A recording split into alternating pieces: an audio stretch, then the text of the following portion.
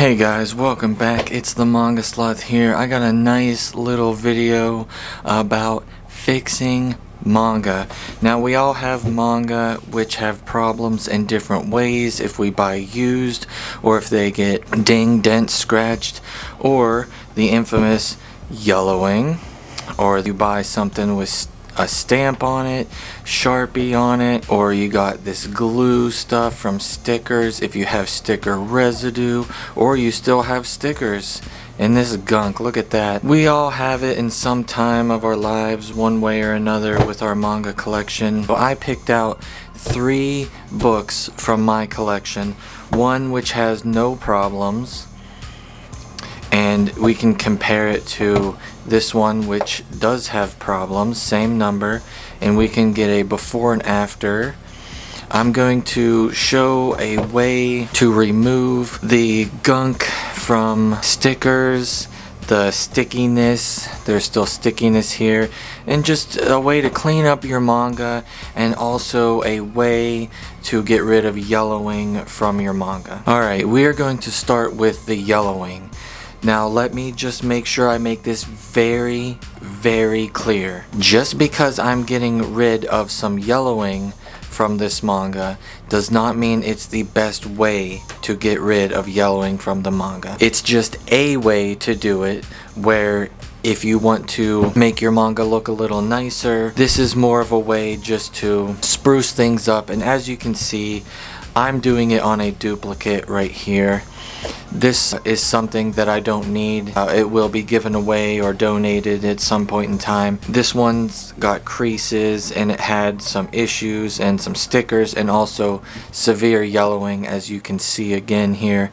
The top one is quite yellow, where the bottom one is still a used copy but practically new. Now don't mistake me, I have done this on other volumes of manga which are newer and just have severe yellowing or problems, but I plan on keeping them. It does take away from the book, as you'll see here soon, but hopefully this will just give you an idea, if make your stuff look a little nicer. Okay, so we're gonna put this one off to the side. That's gonna be the after photo there.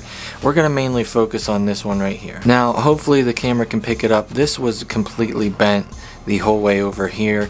The best way to deal with these, you're always gonna have this crease. See right here, the crease, just I can't get it to go away. It's always just, it's real light here. But what I was able to do is, it was completely bent over. What I was able to do is the old technique of just stacking multiple things on top of it, just big chunks of manga, heavy books, something like that, and it flattened out real nicely. And if you can see here, at a couple feet, you can't really tell, you know, unless the light's shining on it a certain way like that. And you can do the same thing here with edges, also with corners. Corners are harder, but you can kind of push them down like this and kind of pressurize them. And as you can see up here, this was a really bad one.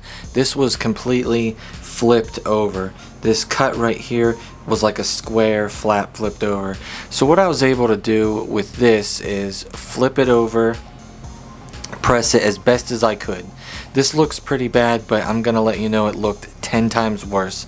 And then it might be hard to see, which is the point, but there is a invisible piece of Scotch tape here, and it's pressed really firm just around there, and that'll keep it on there good forever. When that's sitting on your shelf, you can't see that tape there, and that looks a lot better than a big empty spot that was just ripped open. So those are just a couple little techniques on little cuts, creases, and things like that. Let's get into the yellowing.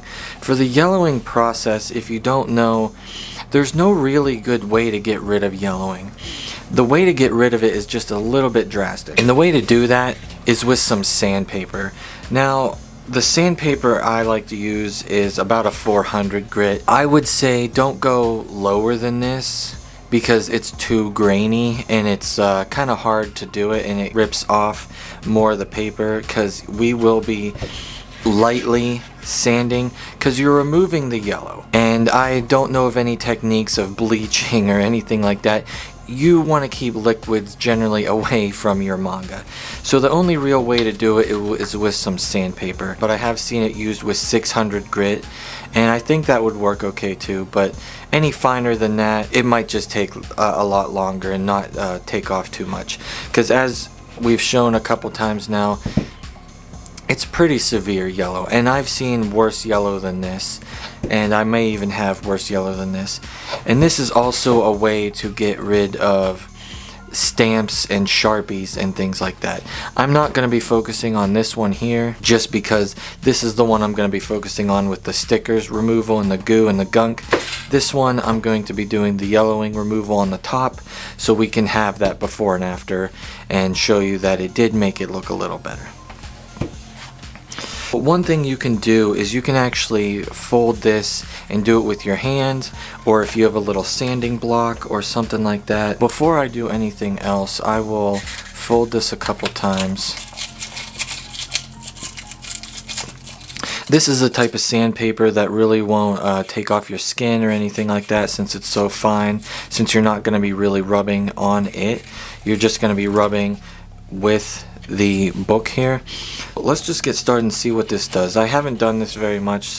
What I like to do is, instead of holding this side where the pages can be flapping around, I like to square it up and kind of pinch the end here in some kind of way where I can hold it tight. And we start from here and we just go in motions like this. I may speed this section up if this takes a little while, but I will let you know how long it takes me regardless. And what you want to do is, I know my first instinct is to start pressing down hard, but that is not going to help you out. You want to take away a minimal top layer of this. You don't want to be taking off too much because the covers are here also. And one thing you can do is, once you get the yellow off the covers, if you have any, you can kind of seclude them. Let's continue here. Just nice smooth passes back and forth, trying to get everything, and then you can start going a little quicker with little patches here. Make sure you have a mat or something down if you don't want to dirty up your space. I feel like I'm like a sloth Martha Stewart here, telling you how to fix something. And what I'm doing here is I'm getting the corner edge, which allows me to kind of pinpoint a little better, because there are some pages in here that look like they're real yellow and I can't really get to them that easy.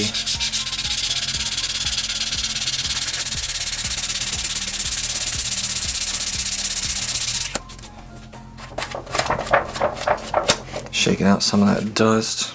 Boy, this volume is beat. This corner is not very good here.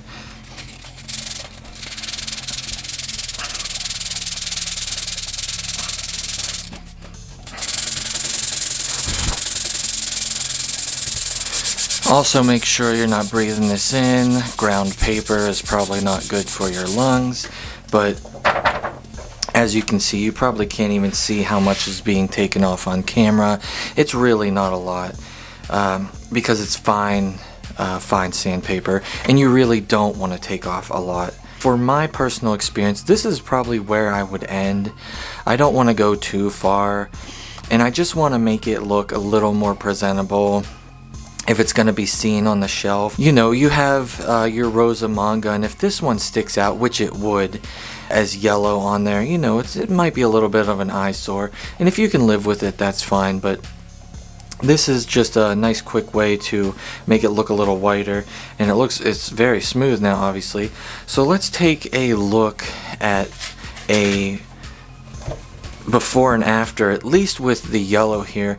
Remember, it was similar to this yellow, so that looks already a lot better on here. Now here is the volume 26, the other one, and as you can see, the bottom is the one we got the yellow off of. Obviously not the same, but if you remember, this was very yellowed, so it looks a lot better already. And you can do more than this. Like I said, this is about where I would stop with it. Here's the bottom, if you can remember what it looked like. This is about what it looked like on the top. So that's a pretty big difference, going from this to this. It actually looks very nice. From where I'm seeing right here, this looks very, very good. Alright, so here we have a perfect comparison. We have the one that did not need any work on top. We have another yellowed old version on the middle. And then we have the one that we fixed on the bottom. And look how nice that looks. That looks a lot better. And as you can see, we did not take off much of anything. There's can't really tell a difference. There's no giant inches taken off. It doesn't look different. I mean, obviously this one's beat up, but it doesn't look like you shaved down half of a book or something. Nothing's really missing on the corners, anything like that. That is the technique that I use to fix up some of my used or old manga that I want to sprucing up a little bit. And while we're talking about yellowing, one way to prevent yellowing, sometimes you can't prevent it. The books will yellow in time no matter what, whether it's a couple weeks or 100 years, they will yellow. You can always bag them. I'm not a big bag fan. Maybe if I had something worth a ton of money or something like that, I'd bag it. I'm not sure. But I don't. I don't bag any of my manga. I keep it all out. Though none of my manga is in direct sunlight. Sunlight can start yellowing all manga and books. And generally it's in a temperatured area with a AC. Sometimes high heats and humidity can start yellowing your books. So those are just a couple little ways that you can keep track of. Once again, I'm pretty impressed with that. That worked pretty good. And all in all, with this 400 grit sandpaper, as you can see, it's just got a little bit of the book left in it. You can probably use this for a whole collection. This one little piece of 400 grit sandpaper could be used for a whole collection.